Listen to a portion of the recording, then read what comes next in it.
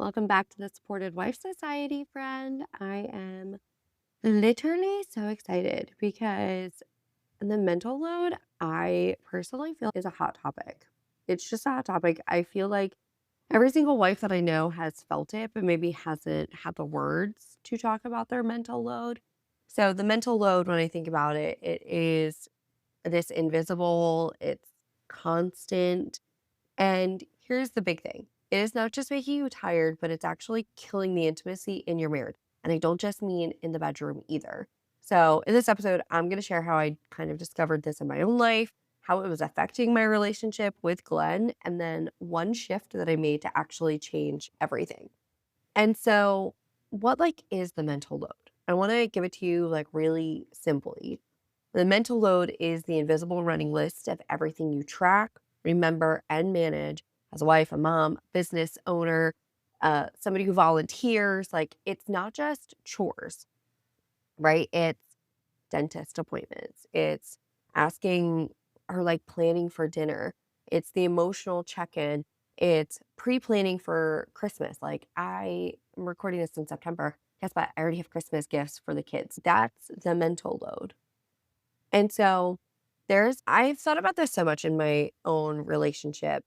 There are so many times I remember, especially in the beginning of our relationship. So, quick backstory about mine and Glenn's relationship.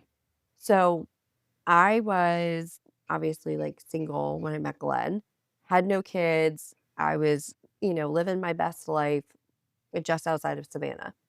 And he was a single dad. He had two small children at home. And so he carried the full mental load by himself. There was no support. I mean, there wasn't even visitation with his ex wife. She lived across the country. So, he was literally doing it all by himself. And so when I came in and, Glenn had a normal 9 to 5, I worked for myself. I've worked for myself for now almost a decade exclusively. And so when I came into the picture, I was like, well, of course I'm going to step up and just help and do all the things. And so, he wasn't worried about preschool drop off anymore, which let me tell you, that had a huge impact on our marriage and my business because stupidest thing ever. This is such a little side note tangent. Stupidest thing ever is the fact that half day preschool exists and that there was a quote unquote afternoon session. Wyatt went to preschool from 10:30 in the morning until 1:30 in the afternoon or something. It was 10 to 1. So dumb. We lived 15 minutes from preschool. So I'm and of course, you can't get a bus. So I had to drive him to preschool, right? So there was 30, 40 minutes of my morning. I'd come home, I'd have maybe 2-ish hours to get stuff done, and then I'd have to go back to pick him up. It was the dumbest thing I've ever experienced. But it impacted my ability to work and get things done. And I had to be really intentional. So it all shifted. And so then, and I brought dogs into the relationship. So I'm thinking about the dogs, and I had a cat. And now we have, there's two small children, and Glenn's in a band. And we were both serving at church. All of us, my whole life, before I met Glenn, the only thing that I was managing was literally myself, my two dogs, and a cat and my business.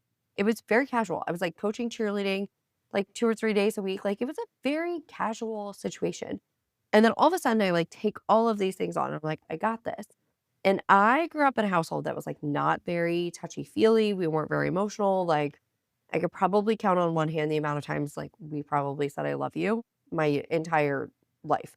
So, which is fine. That's fine. We can unpack that on another episode if you want. My stepkids are not like that, right? Glenn's not like that. They're very affectionate people. And so I remember I got to a point where I was so overstimulated by what I was carrying mentally. And then physically, I was this is too much. And I was snap. I'm don't touch me. I literally don't want to be touched. I need to get away. I'm freaking out. My nervous system was freaking out because I was touched out. I was just done with I was just done with it. I'm I am burnt. I'm done. And at the end of the day, I was like that. And so then it was impacting our intimacy, right? And then I felt guilty too. So this is the other thing. I felt guilty sharing with Glenn that I was struggling or that I was like, I took on like a lot really fast.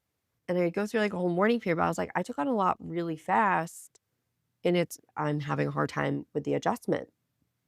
And so I like wasn't sharing that with him. So like mentally, emotionally, we had like a disconnect, right? But then it led to a physical disconnect. Like we realized, oh my gosh, we've gone like a couple weeks without being intimate.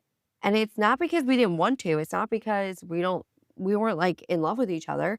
It's because my brain was thinking about school projects and pickup times and I mean all of these things my brain was thinking about. And so it's really hard to get I'm sorry, but it's hard to be in the mood when you're thinking about a 5-year-old's like school project. You can't do it. And so it was impacting our marriage in such a way that was so unhealthy. It was so unhealthy. And again, not because the affection we felt for each other had, decreased or anything like that. It was literally just because I was caring too much and then not sharing it. And so obviously, like, it's hurting. When you are carrying the full mental load, right? It hurts the marriage. Intimacy needs space. Intimacy needs room to grow. It needs room to blossom. It needs to be uninterrupted. The mental load gives you no space, right? You cannot shift from manager mode, right? I always think of Christian like the momager. Like you can't be momager and then go to woman who is pursued and loved if you are always holding on to everything. That is where resentment starts building and it builds quietly. It is in micro annoyances. I just trained about this inside of the Supportive Wife Society. We did a really deep dive on this topic. When you are carrying everything, right? Every little ask from your husband feels like one more weight. It is not an invitation to connect. Even if what he's asking for is connection, you're like, okay, I really can't think about this right now. I don't have the mental capacity to think about this right now. And you stop being the wife who is the woman, really, who is desired and pursued and wanted because your husband's like afraid to connect with you because you're just going to get mad. And you're mad because you're carrying so much and you're not sharing the load.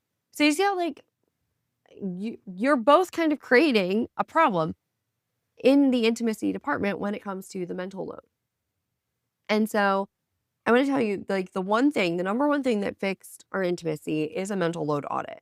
So I just started writing down what I was carrying. Like what am I thinking about? What's on my brain? How does my brain work? And that's something I've started to do with Glenn too is I'll say something, I'm like, do you want to know how my brain got here? And he goes, yes, I do want to know. And so I explained my entire thought process as to he said one thing and my brain arrived somewhere else. And he's, wow, that's a lot of connections that your brain made in like a 4-second time frame. And I go over this too in the Supportive Wife Society. Everybody has a default like network mode.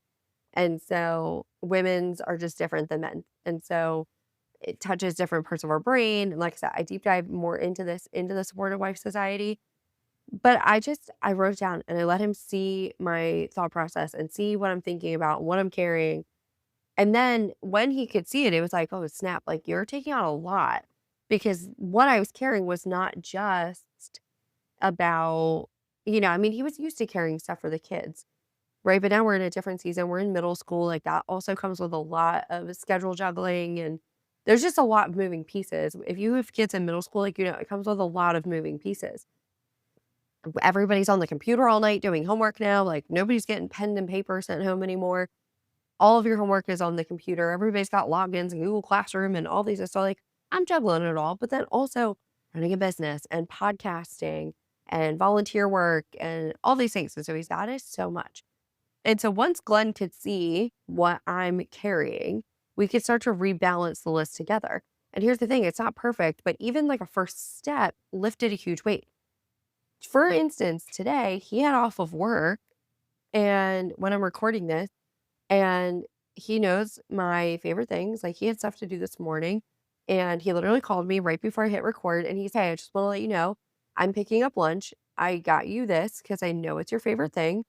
I'll be home in a little bit. And I was like, perfect. I don't have to think about this. I don't have to think about it. And so here's the thing, once I wasn't managing every aspect of her life, once I wasn't managing everything under, God's creation, I had energy left for closeness and connection again. And so I think this conversation is super important, right? What I shared though today is the starting point. You have to start doing a mental load audit. You do. What I want to say, there's a free mental load audit in the show notes, or you could just go to lemonprice.co/audit and go get it. Start writing it down. But it really is just a starting point, right? Because the mental load, and again, I just trained on this in the Supportive Wife Society. There is so much behind this mental load. There's so much more behind it.